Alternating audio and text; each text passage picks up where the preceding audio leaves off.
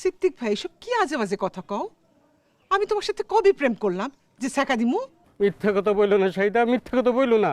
তুমি যে আমার বউ ছিলা সেটা ভুলে গেছো। সিদ্দিক ভাই, এই আপনার কি ঝাড়ু দিয়া পিঠে খেদামু?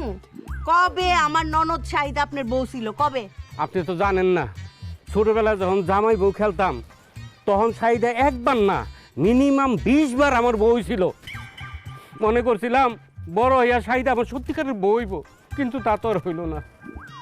শাহিদা জানো, তুমি আমার সাকা দেওয়ার পর থেকে কিন্তু আমি আর বিয়ে করি নাই।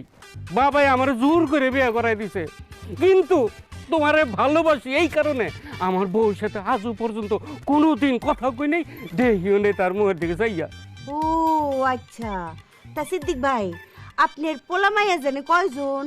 5 পোলা 3 মাইয়া, হেরা মোট মিলা 8 জন। আরেকজন আসতেছে। আপনার বউর সাথে আপনি কথাই বলেন না, তাতে আপনার 8 জন পোলা মাইয়া আর একজন কামিং সুন। আর যদি সিদ্দিক ভাই আপনার বউর সাথে কথা বলতেন তাহলে তো পুরাটা গ্রাম জুইরা আপনার ছেলে মেয়ে হাঁটতো, আর কোনো